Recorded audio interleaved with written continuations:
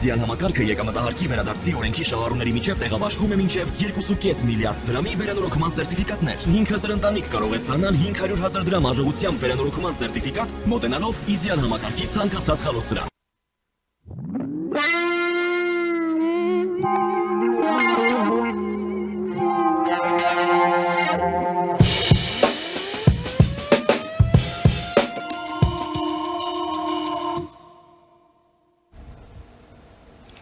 Շարունակում ենք մեր թողարկումը, առաջին լրատվականի ուղիղ եթերում Մեհրաբյան օնլայնն է, ես Ռուբեն Մեհրաբյանն եմ։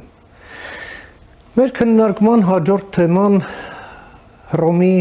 նոր պապի ընտրությունն է, որը տեղի ունեցավ Վատիկանում Սիքստինյան կապելլայում եւ այդ մասին այսպես հրատապ լուրով տարածվեց աշխարհի բոլոր լրատվականներով։ Ով է նոր պապը։ Պատմության մեջ առաջին անգամ նա ամերիկացի է։ Ռոբերտ Ֆրանսիս Պրևո։ Վիկիպեդիայից այն սուղ տեղեկությունները, որ մենք կարող ենք այսպես չոր ստանալ, նա սերում է մի ընտանիքից, հայրը կիսա ֆրանսիացի, կիսա իտալացի, մայրը իսպանուհի, եւ նա տարիներ ի վեր ծառայել է կաթոլիկ եկեղեցում Պերույում։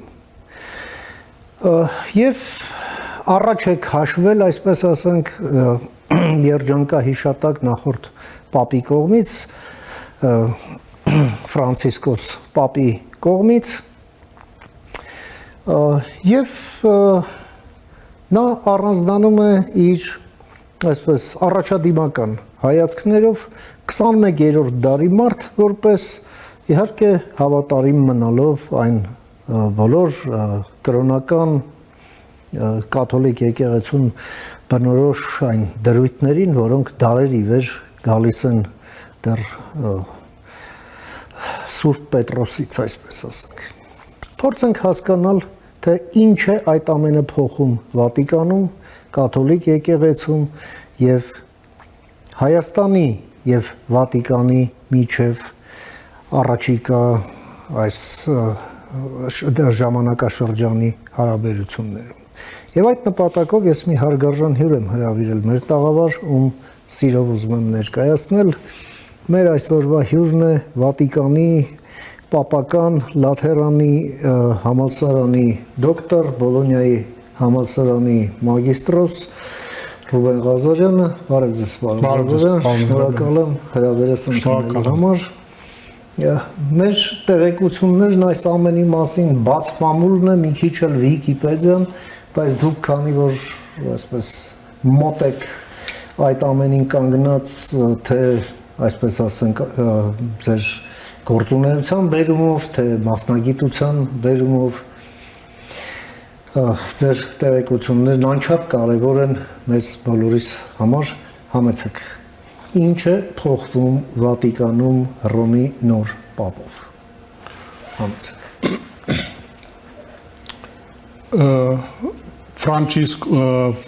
Ռոբերտ Ֆրանցիսկոս այս պապը ընտրվեց Վատիկանում ամսի 8-ին երեկոյան, ընտրության համար հարկավոր էին ներկա կարդինալների կոնկլավում ներկա կարդինալների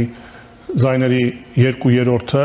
ներկա կարդինալները պիտի լինեին նախապես պլանավորված 135 հոգի, սակայն 2 հոգու առողջական վիճակի պատճառով ներկա չկարողացան գտնվել, փաստացի 133-ի 2/3-ը 89 կարդինալ պիտի քվեարկեին իօքուտ որևէ տեխնացուի ընտրության համար։ Ընտրվեց 4-րդ անգամ քվեարկություններից հետո, երկրորդ օրվա երկրորդ կեսին, նա իր հայացքներով կարծես թե այն կոնսենսուսն է կաթոլիկ եկեղեցում պահպանողական թևի եւ ռեֆորմատորների պրոգրեսիստ թևի մեջ, քանի որ նա չափավոր ռեֆորմատորների թևին է պատկանում, եւ այն կոնսենսուսներ, որ Ֆրանցիսկոս Պապի մահվանից հետո թույլ չպիտի տար եկեղեցում բաժանարար գծեր առաջանալուն եւ բոլորը համաձայնվեցին նրա տեխնացիության շուրջ, չնայած որ մինչեւ կոնկլավի սկսելը այդքան բացահայտ առավելություն ինքը չուներ, այսինքն չէր գտնվում բացահայտ առավելություն ունեցող տեխնացուների շարքում, բայց կոնկլավի մեջ Սուրբ Հոգու ներազդեցությամբ ընտրվեց որպես պապ։ Կոնկլավի սկսելուց առաջ կային շատ ավելի կային ուրիշ տեխնացուներ, որոնք ավելի հնարավորություններ ունեին ընտրվելու, որոնցից ամենա հնարավոր տարբերակը, ամենահնարավոր տեխնացուն համարվում էր Pietro Parolin, պետքարտուղարը, Segretario dello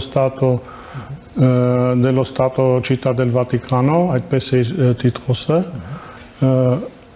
որը դիպլոմատի երկար տարիների փորձ ունի, աշխատել է նունցիո երկար ժամանակ Վենեսուելայում, Չինաստանի հետ կաթոլիկ եկեղեցու եւ Չինաստանի պետության միջև կնքված կոնկորդատի հեղինակը եւ իրականացնողն է, մեծ պատկառելի հարգանք է վայելում ամբողջ եկեղեցում եւ արդեն ձևավորվել է Վատիկանում եւ Իտալիայում միասացվածք, որ պատմության մեջ Ռոմի եկեղեցու առաջին անգամ մեկը մտնում է կոնկլավ որպես պապ եւ դուրս է գալիս որպես կարդինալ։ Այսինքն այնքան վստահ էին, որ ամենայն հավանականությամբ շանսերը մեծ էին, որ ինքը պիտի ընտրվեր, բայց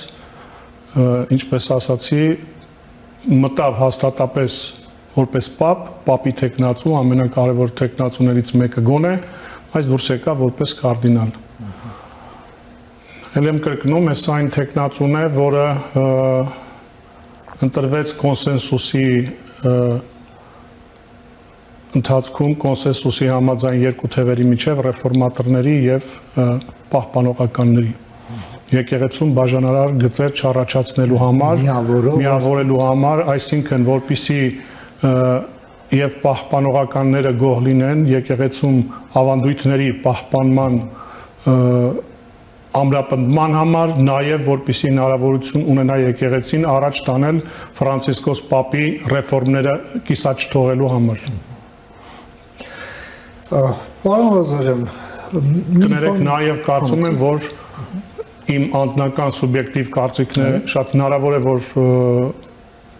դա ինչ որտեղ չհամապատասխանի իրականությանը, բայց ամեն դեպքում ես կարծում եմ, որ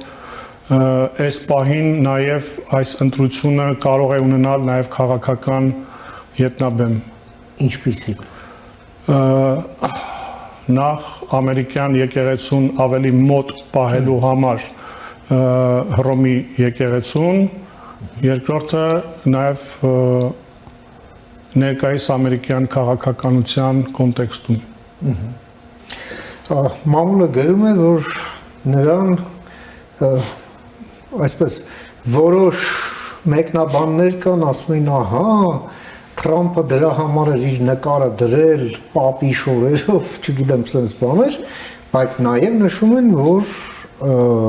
այս Լեո 14-րդ պապը կամ Լևոն հայերեն տրանսկրիպցիայով ամենևին էլ Թրամփի հայացքները չի կիսում։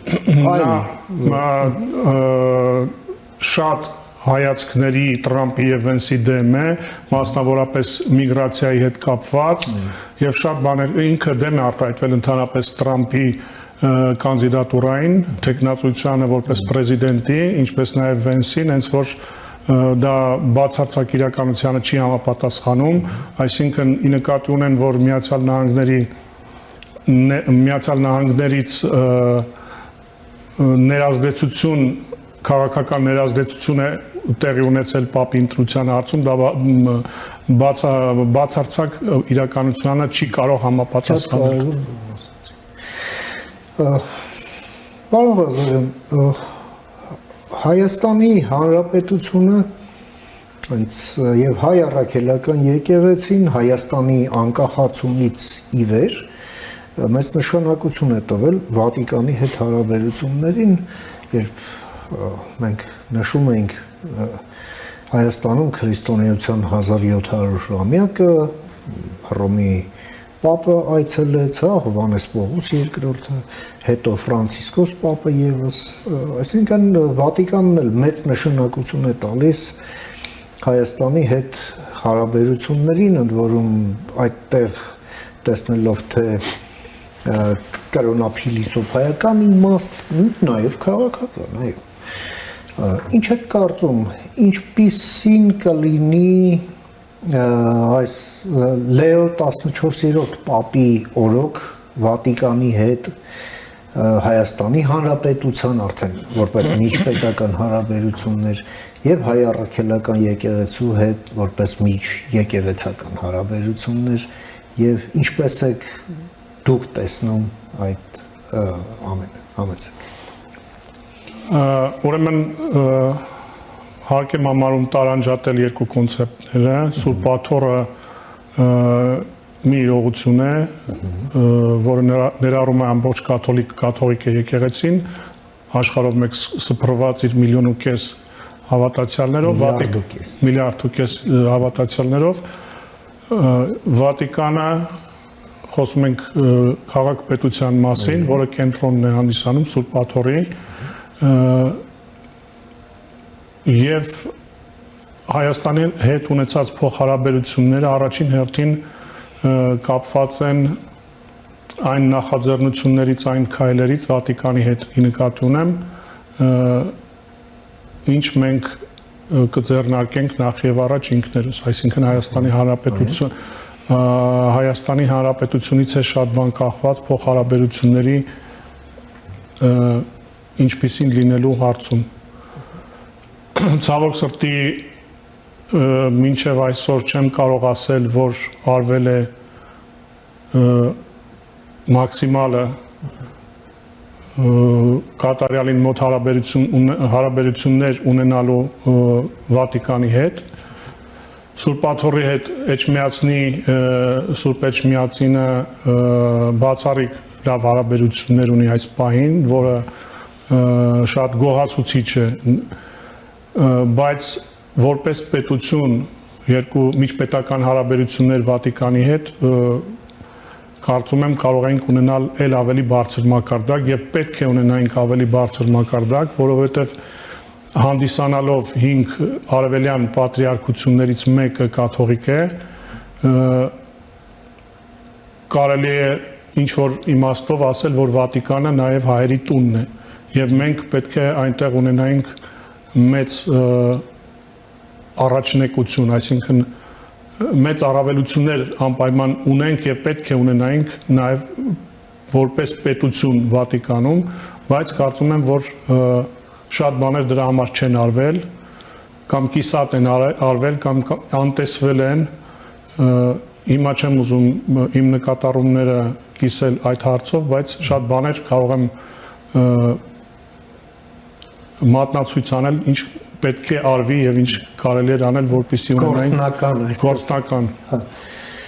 Պարոն Ղազարյան, Հայաստանն այն հազվագյուտ պետություններից է, որը Վատիկանն էլ ինքնին մի հրապարակ է իր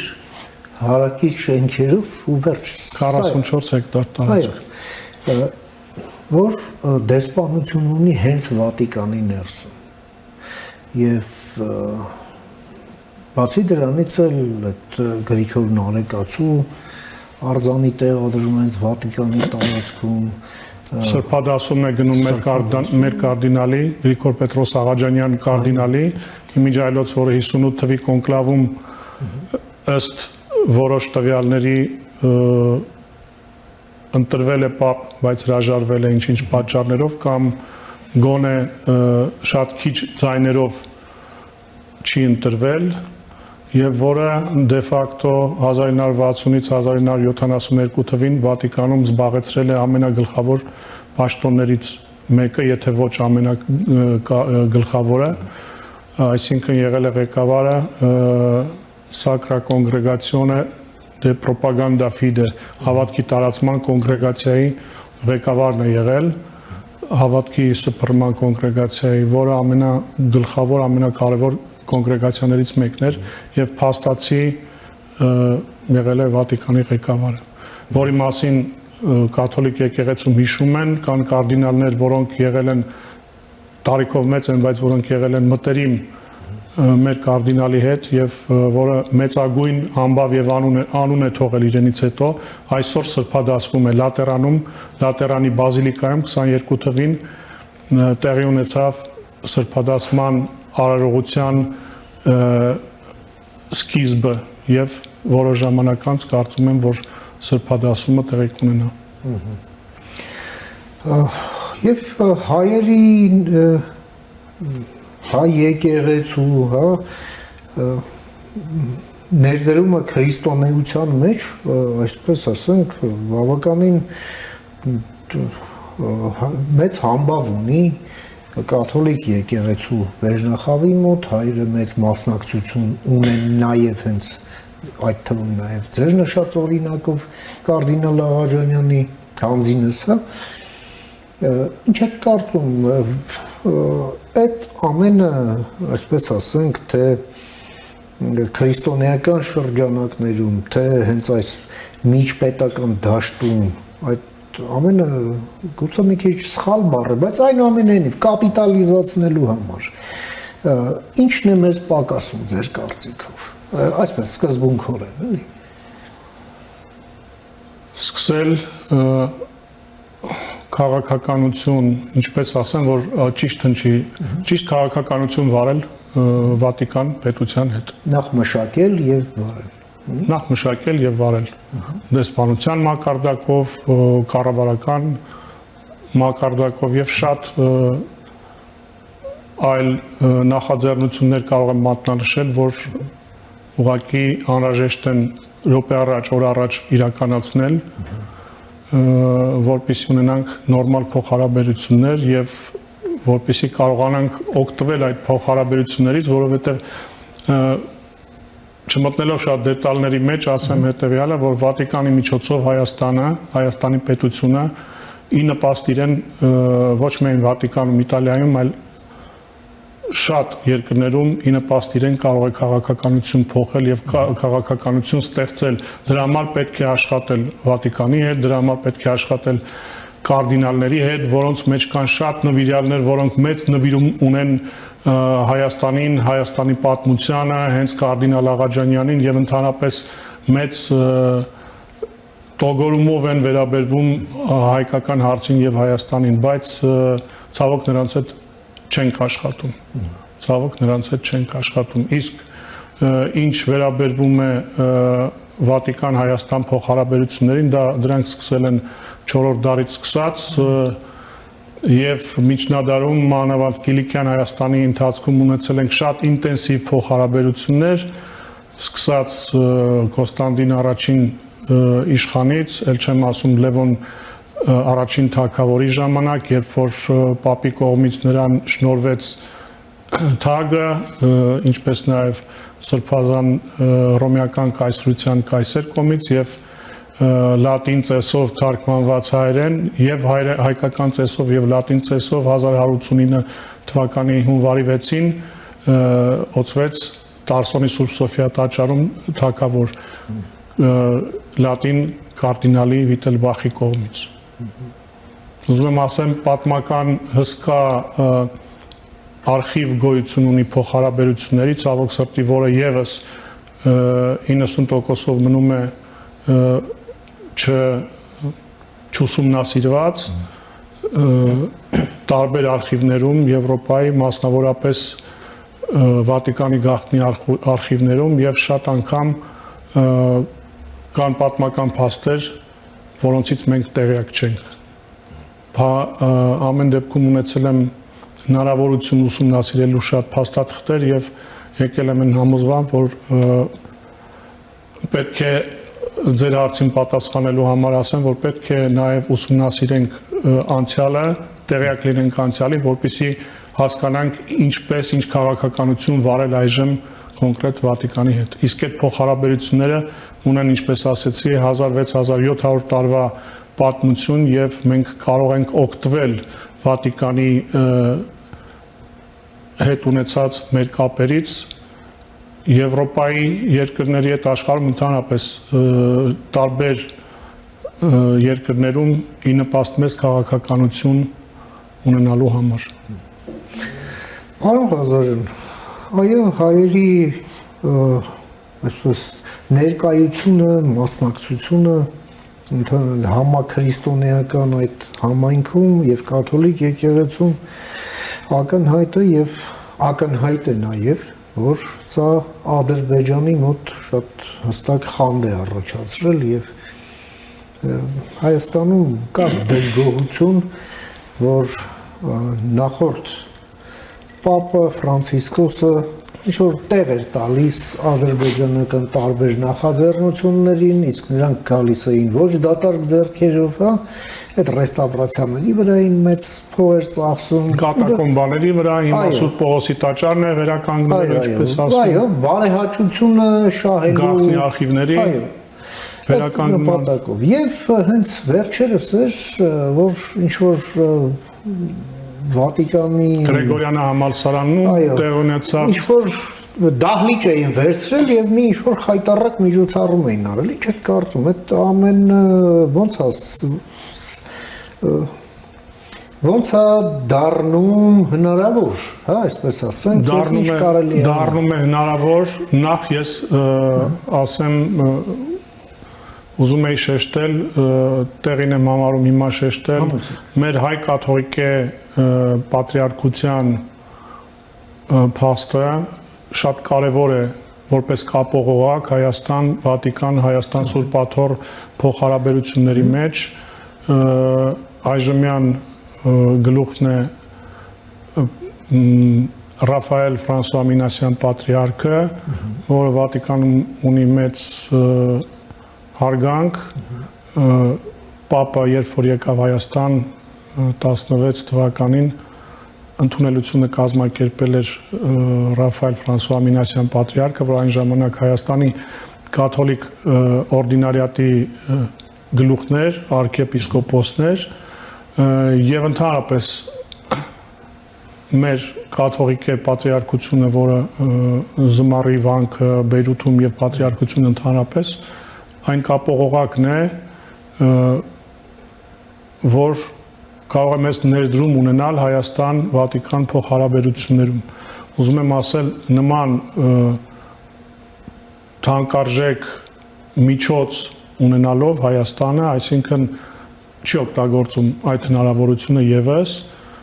այն դեպքում, ինչպես որ նշեցի, Վատիկանը ինչ որ առումով հանդիսանում է հայերի տունը։ Վերադառնալով ձեր ասած փաստին, նախ եւ առաջ ասեմ, մինչեւ որ այդ սեմինարը, կոնֆերանսը ինչ է ինտերնացիոնալ անցկացնելը, Ամար Ամրանը, նախորդ Ամրանը լույս տեսա Վատիկանի գլխավոր օրաթերթում հոդված, որտեղ որ արցախյան մեր սրբավայրերը, սրբատեղիները, եկեղեցիները բացատրվում էին, համարվում էին որպես ադրբեջանական ու դիական մի խոսքով եկեղեցիներ իրենց ժառանգություն էին համարում։ Մենք այդ ժամանակ փորձեցինք մեր ընկերների պատրիարքության միջոցով հակազդող հոդվածներ որպեսզի լույս տեսնեին հակազդող դրան հոդվածներ, հակառակ հոդվածներ նույն օրաթերթում Օսերվատորե Ռոմանո է կոչվում, արեցինք ինչ որ հնարավոր էր եւ պարզեր, որ նման սադրանքներ լինելու էին, ինչից որ տեղյակ էի ես անձամբ ինքս պետական կառույցներին, որքան հնարավոր է մոտ կանգնած մարդկանց փորձել եմ տեղեկացնել եւ ասել եմ, որ նման սադրանքներ հաճախ են լինելու։ Սրանից հետո ավելի մեծ սադրանքներ են լինելու իմ կարծիքով։ Իսկ այն ինչ վերաբերվում է կոնկրետ այդ փաստին Գրեգորյանը համալսարանում տեղի ունեցած, շատերը գրում են, որ դա կազմակերպվել է Վատիկանում, որը բացարձակապես չի համապատասխանում իրականությանը։ Իմ կարծիքով եւ իմ խոսակցություններից հետո այդ համալսարանի ղեկավարության հետ եւս եկել եմ այն համոզման, որ ուղղակի համալսարանները իրենց ֆինանսական իրավիճակը բարելավելու համար տարբեր միջոցառումների տալիս են վարձով Տալիք են դրան։ եւ նույնիսկ դրա մասին այդ պահին չի գրվել իրենց միջոցառումների ցանկում, ոչ այդ օրը, ոչ դրանից 6 ամիս առաջ, ոչ 10 օր առաջ, այսինքն այդ միջոցառումը ոչ մեկին հայտնի չի եղել, նախապես նախատեսված չի եղել, վերջին օրերին մեծ գումար առաջարկելով մի խոսքով վերցրել են այդ դահլիճը, որը պետքա տևեր այդ կոնֆերանս կոչվածը 3 օր, մեծ արձագանք, մեծ աղմուկ բարձրացնելուց հետո հենց այդ օրը մեր ընկերների դեսպանության, ընդհանրապես հայության կողմից մեծ աղմուկ բարձրացնելուց հետո առաջին օրը իսկ այդ կոնֆերանսը վերջացավ, ավարտվեց, չշարունակվեց, բայց այդ փաստը իրենք կարողացան ունենալ, այսինքն նույնիսկ Վատիկանի դրոշը դրել էին իրենց դրոշի կողքը, որի իրավունք իրենք չունեին, ֆոտոներ էին արել, այդ տարածվեց ամբողջ եվրոպական երկրներով մեկ, ցավն այն է, որ տարբեր եվրոպական երկրներից ունեցանք ես անձամբ եւ ընդհանրապես եղան արձագանքներ առայն, որ դե եթե Սուրբ Աթոռը թույլ է տալիս, որ իր համալսարաններից մեկում նման սեմինար կոնֆերանս անցկացվի, որտեղ որ փաստվում է ձեր ասելով ձեր եկեղեցիների ոչ հայկական լինելու փաստել, մենք ինչի մասին ենք, ինչ ենք ուզում, ինչի մասին ենք խոսում եւ նաեւ այնտեղ խոսում էին, որ հայերը եկել են այդ տարածաշրջան, այսինքն Արցախ 17-18-րդ դարում, այսինքն մարդկանց պետական, եվրոպական պետական գործիչներից գցում են խեղաթյուրման մեջ եւ այդ պատճառով դրա չասեմ դրա հակադարձ, չեմ ուզում ասել ինչ կազմակերպության հետ, շատ կարևոր հայկական կազմակերպության հետ փորձում ենք կոնֆերանս կազմակերպել դրան հակադարձող, քրիստոնեությունը Հայաստանում մոտավորապես վերնագրով, որտեղ կլուսաբանվեն Արցախի մեր սրբավայրերի հետ կապված բոլոր այդ հարցերը, որոնք թյուրիմացաբար իրենք դիտմամբ ներկայացրել են որպես ուդիական, որպես ադրբեջանական եւ այլն, նույն համալսարանում, նույն դահլիճում, որտեղ պիտի հրավիրված լինեն աշխարհի տարբեր երկրներից շատ հայագետներ, որոնք կներկայացնեն իրական պատմությունը եւ հակազդող կոնֆերանս կլինի նրան ինչ որ fake ձևով փորձել էին կազմակերպել մի քանի ամիս առաջ Գրեգորյան համալսարանում ադրբեջանցի քաղաքական գործիչները, որտեղ իմիջայլոց որպես պրոտագոնիստներ շատ ռուս հոգևորականներ եւ ռուս գիտնականներ, այո, ներկայացուցիչներ։ Եվ ամփոփելով, պարոն Ղազարյան, այո, Վատիկանը պետություն է, բայց իհարկե սպეციფიկ պետություն է, հա, իր բնույթից ելնելով, ու շատ հետաքրքիր տեղեկատվական քաղաքականություն է տանում, ես գոնե ասենք տեսել եմ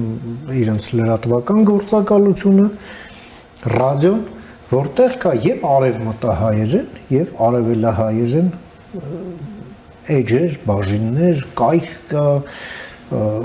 հեռարձակում կա, Ռադիո Վատիկանը ունի արևելյան բոլոր, չասեմ բոլոր, մեծ մասան բոլոր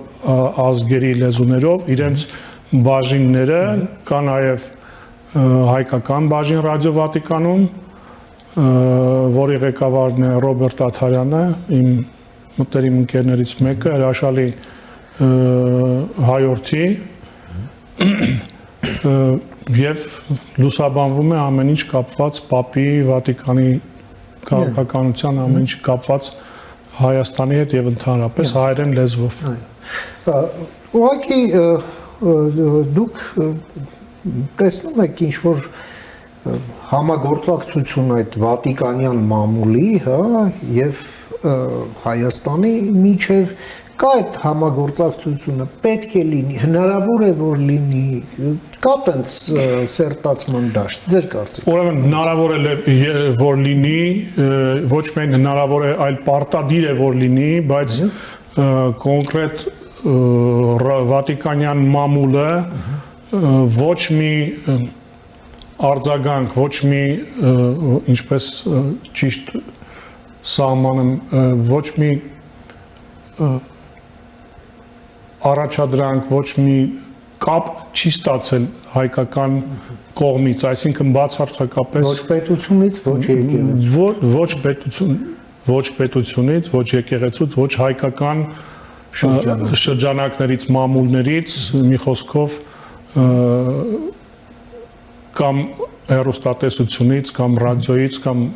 մամուլի որևէ տեսակից։ Այսինքն ոչ մի փոխհարաբերություն հայկական կողմից նախաձեռնություն, գոյություն չունի։ Իսկ կա դաշտ,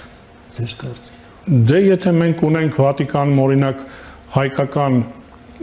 դիպարտամենտ, հայկական մասնաբաժին Վատիկանի ռադիոյի, որտեղ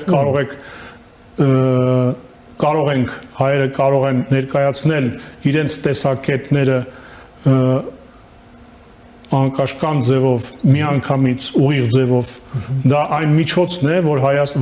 որի միջոցով Հայաստանը իր տեսակետները կարող է սփռել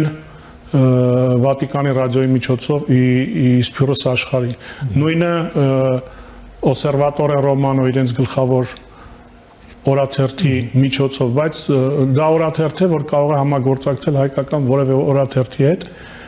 կամ լրատվամիջոցի հետ, բայց նման առաջարկ հայկական կողմից չի եղել, գոյություն չունի։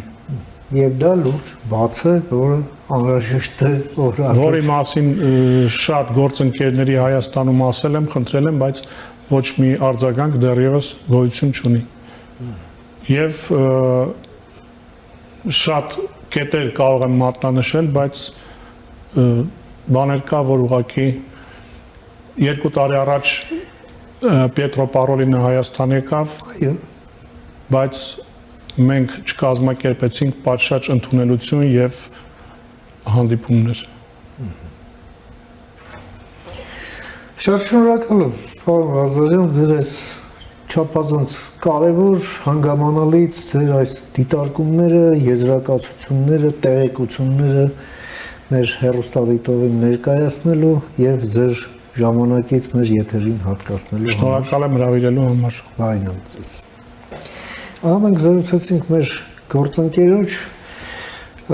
Վատիկանի Պապական Լաթերանի համալսարանի դոկտոր, Բոլոնիայի համալսարանի մագիստրոս Ռուբեն Ղազարյանի հետ, լսեցինք իր դիտարկումները կապված Վատիկանում Ռոմի կաթոլիկ եկեղեցու նոր առաջնորդի ընտրության հետ։ Կարդաթարից հետո կվերադառնանք, մնացեք առաջին լրատվականի հետ։